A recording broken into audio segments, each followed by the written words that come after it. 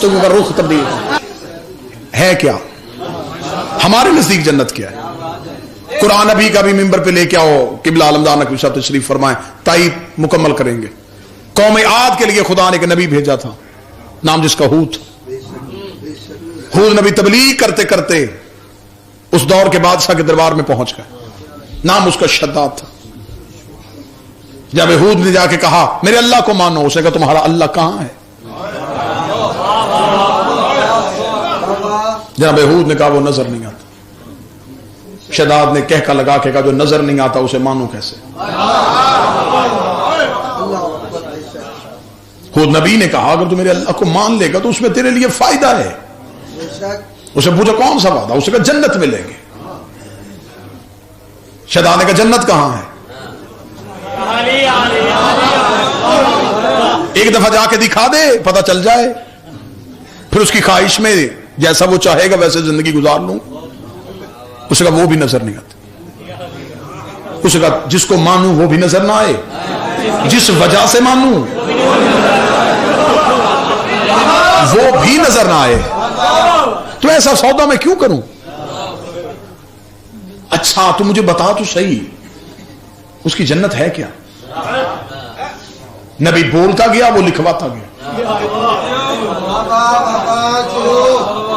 جب اللہ کے نبی نے جنت کی پوری نعمتیں سنا دی، شداد نے مکمل لکھوا لی۔ لکھوانے کے بعد اس نے کہا اس جنت کی خاطر لوگوں سے کہہ رہے اللہ کو مانو، تو اگر ایسی میں یہاں بنا لوں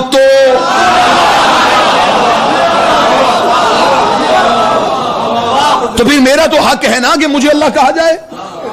اسی کی خاطر جا رہے ہو نا اللہ کی طرف، تو یہ میں بنا لیتا ہوں۔ اس نے ٹھان لی، اس نے کہا ہاں تصور اچھا ہے، آئیڈیا اچھا ہے، ایک ایسی جگہ ہونی چاہیے جہاں ایسی خوبصورتی ہو۔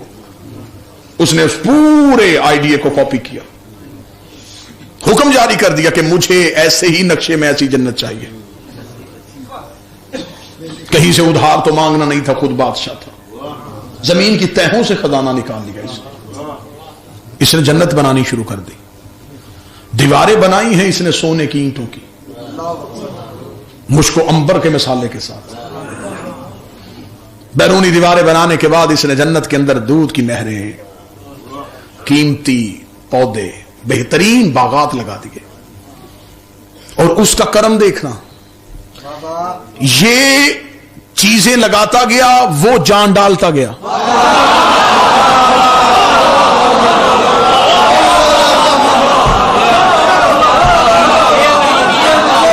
میرے مالک تجھے خبر ہے یہ تیرے مقابلے میں جنت بنا رہا ہے، تو اس کے ارادے کو تہنیز کر۔ فرمایا نہیں بنانے دو، پتہ چلے لوگوں کو کہ بندوں کی بنائی اور ہوتی ہے، اللہ کی بنائی۔ خدا نے کہا یہ میرے مقابلے پہ نہیں بنا رہا، اصل میں بھی چاہتا ہوں کہ مجھے تو پتا چلے کہ میرے کون ہیں۔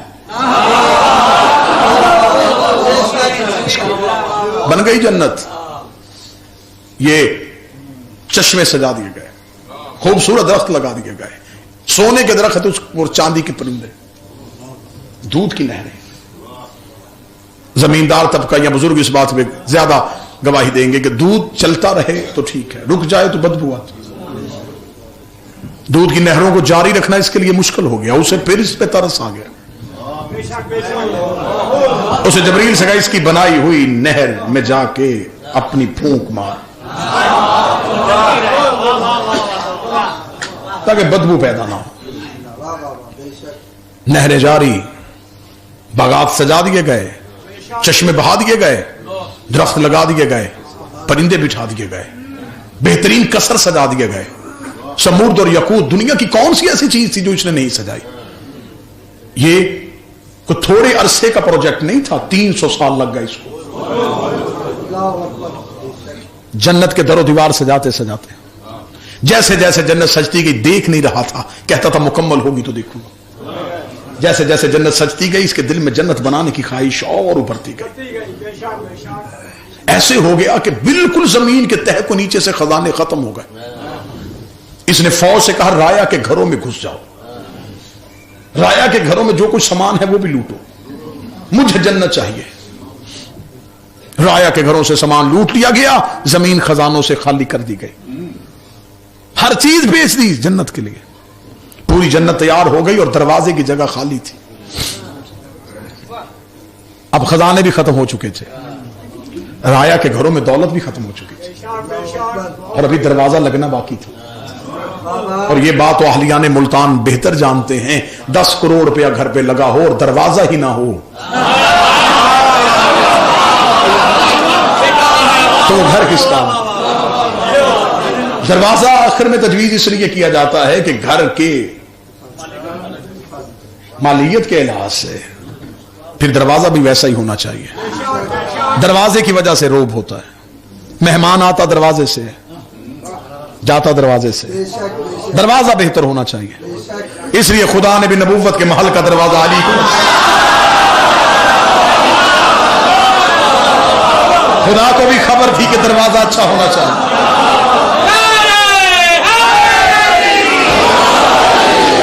گھر میں آنے کے لیے دروازے سے گزرنا پڑتا ہے. خدا جانتا تھا آدم تک پہنچنے کے لیے علی کو ملنا پڑے گا, نوح کے سفینے پہ جانے کے لیے علی کو ملنا پڑے گا.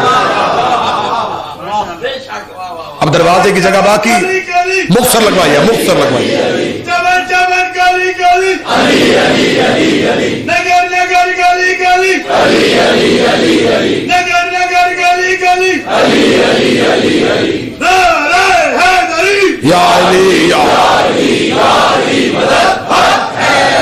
بس احرام مختصر کرو انشاءاللہ. رات 8 سے 9 انشاءاللہ سوتری وقت پھر آپ کے سامنے مخاطب ہوں گے.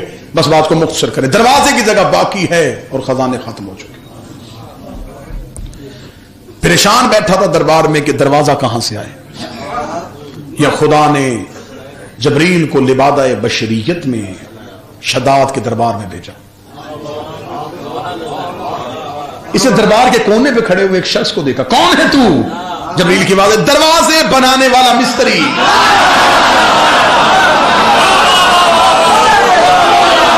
دروازے بناتا ہوں. خبر ہوئی ہے کہ تجھے دروازہ چاہیے. سر پہ ہاتھ رکھ کے کہنے لگا تجھے خبر ہے کہ کس جگہ کے لیے چاہیے؟ اس کا خبر ہے کہ تجھے کئی 100 سال لگ گئے ہیں ایک جنت کو بناتے ہوئے. اس کا تجھے خبر ہے اس کے اندر کیا ہے؟ زمرد اور یاقوت کے قصب, دودھ اور شہد کی نہریں, بہترین باغات, بہترین چشمے. دروازہ کہاں سے لے کے آئے گا تو؟ جبریل کا اگر تو کہے تو ایک سیمپل بطور نمونہ دکھائیں. اس نے کہا ہاں دکھا. خدا کہتا ہے میں نے اپنی جنت کے دروازوں میں سے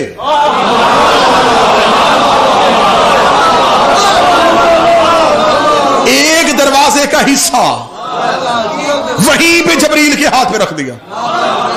جبریل نے یوں دربار کے اندر دروازہ کھڑا کیا, اٹھ کے کھڑا ہو گیا.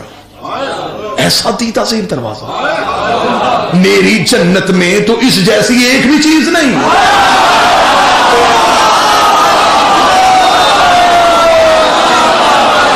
کہاں سے لے آیا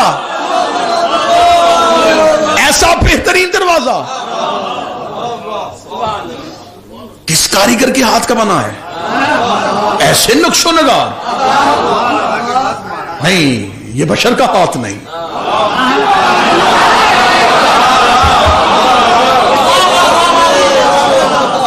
یہ کسی بشر کی قلم کاری نہیں. یہی دروازہ چاہیے, لیکن دروازے کا ایک حصہ ہے. دوسرا جب یہ جہاں سے پہلا آیا ہے دوسرا بھی منگوا لیتے ہیں. قیمت تو طے کر.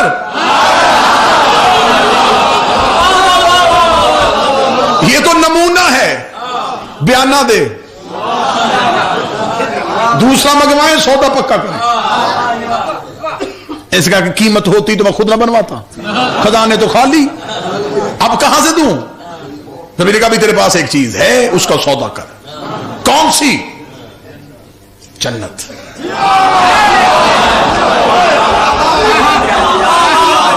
آدھا دروازہ آدھی جنت, سارا دروازہ ساری جنت. جی بسم اللہ. سارا دروازہ ساری جنت. یہ کہنا تھا خوش. بسم اللہ صلی اللہ.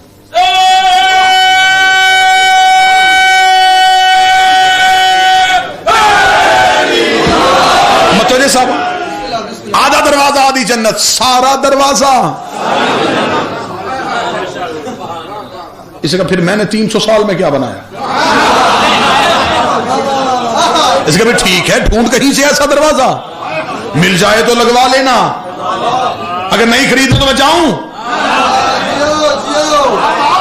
جانے بھی نہیں دینا چاہتا تھا، قیمت بھی طے نہیں ہو رہی تھی۔ ساتھ کھڑے مشیروں نے کہا خرید حد سے لکھ دے، ہم نے کون سا دینی ہے، قتل کر دیں گے اسے ابھی، دروازہ تو خرید۔ اسے تحریر لکھی، اپنے دستخط کیے، ٹکڑا دیا جبریل کے ہاتھ میں، دروازہ وہیں کا وہیں۔ یوں سپاہی پکڑنے کے لیے دوڑے اور جبریل نظروں سے اوجھل۔ کہاں گیا یہ؟ کہیں قوم جنات سے تو نہیں تھا؟ بہتر ہوا خود ہی چلا گیا، ہم بھی تو قتل کرنے کی ترغیب ہی کر رہے تھے۔ نظروں سے اوجھل، بس بھائی سجاؤ یہ دروازہ میری جنت میں۔ دروازہ جنت میں لگ گیا، 300 سال کے بعد پہلی بار دیکھنے کے لیے۔ لشکر مکمل، سپاہی ساتھ، آج رایا خوش، آج کھل جائے گا دروازہ۔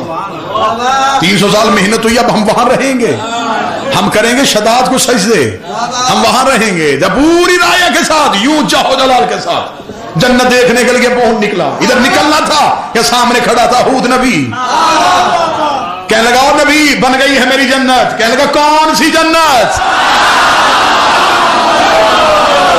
وہ جو 300 سال میں نے بنائی ہے۔ ہود نے وہی کاغذ کا ٹکڑا ہاتھ میں لے کے کہا وہ ہم نے خرید لی ہے۔ کس نے خریدی؟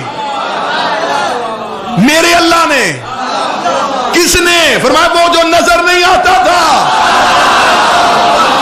یہ دروازہ کہاں سے آیا تھا؟ فرمایا ایسے ہزاروں دروازے اس نے اس جنت میں سجائے ہوئے ہیں جس کے ایک دروازے نے تیری پوری جنت خرید لی۔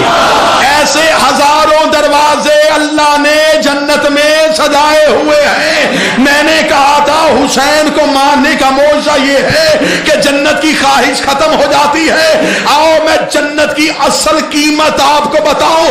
قیمت خدا نے اتنی رکھ دی تھی کہ 300 سال کی شداد کی محنت اللہ نے ایک دروازے میں خریدی، اور یہ ہزاروں دروازوں والی جنت جب حسین کے پاس آئی، حسین نے مومن کا آنسو لے کے بیچ دیا۔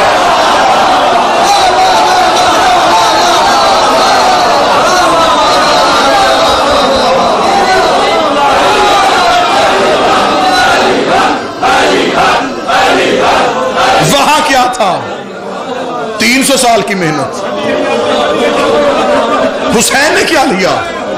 ایک آنسو بیچ دی۔ حسین تو نے اتنی سستی کر دی؟ فرمایا نبیوں نے مہنگی کی تھی، میں حسین ہوں۔ ایک آنسو دو مجھے، ایک آنسو دو مجھے۔ مولا کتنا؟ فرمایا ایک مچھر کا پر جس میں بھیگ جائے وہ آنسو دو، مجھ سے جنت لے جاؤ۔ بڑا بہتر استقبال، بڑی روحانیت مجلس میں۔ یقیناً اس مومن مرحوم کی روح درجات میں بلندی ہے۔ میں ایک سطر یہاں پہ پڑھنے لگا، یقیناً اس مضمون کو اور طویل کرتا، آنکھیں برس پڑی، بس اب رک گیا میں یہیں پہ۔ اب یہ روتے ہوئے چہرے واپس نہ جائیں، یہیں پہ اسی موضوع سے ایک جملہ مصیبت کا نکالا۔ ہود نے کہا واپس جاؤ، خرید لیا ہم نے۔ بالکل دروازے میں پہنچ گیا تھا، اسے کہا دیکھ جس کا نبی ہے اس سے پوچھ، 300 سال کی ہے میں نے محنت، مجھے ایک بار دیکھنے دے۔ خدا نے اسرائیل کو جلال میں آ کے کار نکال اس کی روح، پھینک اس کو گھوڑے کی زین سے زمین پہ، پٹک کے مار اس کو زمین پہ۔ ایسا جلال خدا نے کبھی اپنے کسی دشمن پہ نہیں دکھایا جو شداد کی موت کے وقت دکھایا۔ جملے تھے توحید کے، زمین پہ پٹک کے مار، اتاری سے گھوڑے کی زین سے۔ اسرائیل بھی کانپ گیا، مالک تیرے فیصلے امر ہیں، بدلنے کی میری صلاحیت نہیں. مالک پوچھ تو سکتا ہوں جب یہ بنا رہا تھا تب تو نے موت نہیں دی, یہ چیزیں بناتا گیا تو جان ڈالتا گیا, تو کہتا رہا یہ بھی میرا بندہ ہے. میرے مالک اگر موت دینی تھی تب دے دیتا, اب اسے یوں تڑپ رہا ہے وہ دیکھنے کے لیے تو ایک نظر دیکھنے دے. فرمایا آنکھ بھی نہیں جھپکنے دینی سے. میرے مالک تیرا فیصلہ اتنا سخت کیوں ہوا؟ اب جو بات یہاں سے کھلی ہے وہ تمہاری کفن تک رونے کے لیے. آواز پروردگار آئی, میں نے اسے بڑی ڈھیل دی تھی, میں نے اسے بڑی ڈھیل دی تھی, اس سے ایک عمل ایسا ہو گیا اب میں معاف نہیں کروں گا. میرے مالک یہ تیری خدائی کا دعوے دار بن بیٹھا, یہ عمل چھوٹا تھا. فرمایا نہیں, ایک عمل اس سے اور بڑا ہو گیا ہے. میرے مالک وہ کیا ہوا؟ فرمایا جب اس کے سپاہی قوم عاد کے گھروں سے سامان لوٹ رہے تھے تو اس کے ایک سپاہی نے قوم عاد کی ایک بچی کے کان سے در کھینچے. اس بچی کے کانوں سے دروں کا نکلنا تھا. اس نے منہ آسمان کی طرف کر کے کہا اب میرا بدلہ تو نے لینا ہے. میرے مالک مجھ میں بدلہ لینے کی صلاحیت نہیں ہے. میرے مالک اب اس سے بدلہ تو نے لینا ہے. خدا کہتا اس بچی کے رونے کی آواز شداد کو لے کے بیٹھ گئی. مار دیا میں نے اس بچی کی وجہ سے. اب ملتان والوں رو کے پوچھو میرے مالک تمہیں قوم عاد کی ایک بچی کی چیخ یاد ہے؟ شام غریبہ سکینہ کانوں پہ ہاتھ رکھ کے رو رو کے کہہ رہی تھی سجاد اس سے کہے مجھ سے مانگ لیتا. اجرکم اللہ. حسین کی ماں تیرا رونا قبول کر, محمد کی بیٹیاں یہ رونا قبول کر. یہ ہے غریب کے ذکر کا موجزہ, یہ ہے حسین کے ذکر کا موجزہ.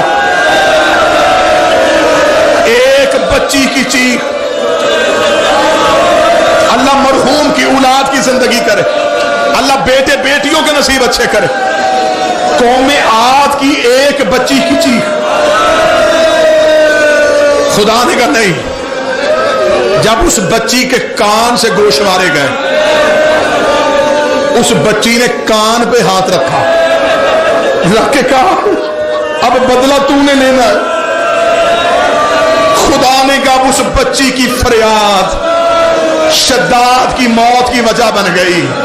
اب اگر برداشت کر سکے ملتان کے سید میں پڑھوں جملہ, ادھر سکینہ کے کان سے در سنا, شہزادی نے کان پہ ہاتھ رکھا. اس سے پہلے کہ بی بی لب کھولتی سجاد کی آواز آئی سکینہ بد دعا نہ کرنا, تو حسین کی بیٹی ہے, تو امام کی بیٹی ہے, امام کی بہن ہے, امام کی پھپھی ہے, 3 حجتوں سے تیری رشتہ داری. اجرکم اللہ, اجرکم اللہ, اجرکم. ہاتھ شہزادی کے کانوں. سیدزادے تشریف فرما. میں وہ جملہ پڑھ ہی نہیں سکتا, باخدا میں نہیں پڑھ سکتا, ورنہ لکھا ہے کتابوں میں کہ در چھنتے ہوئے بی بی کی حالت کیا ہوئی. میں نہیں پڑھوں گا, میں غیر سید ہوں.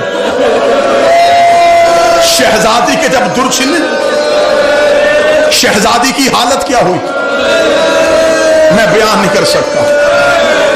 بس شاعر نے 2 سطروں میں پوری کہانی لکھ دی. مجھے مجھے پڑھنے کی ضرورت ہی نہیں, شاعر کی 2 سطریں ہی سمجھ آؤ گے. کروٹ جو بدلتی تھی تو دکھ جاتے تھے کہاں.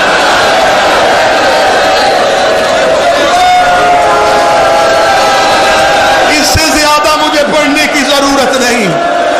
کروٹ جو بدلتی تھی تو دکھ جاتے تھے کان, جب تلک زندہ رہی سونے سے گھبراتی.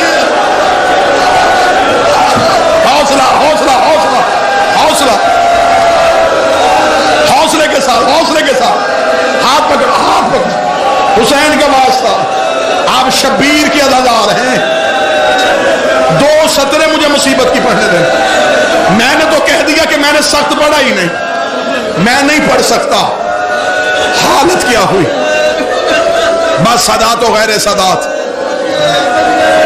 ان سید زادیوں کے امتحان بھی عجیب تھے.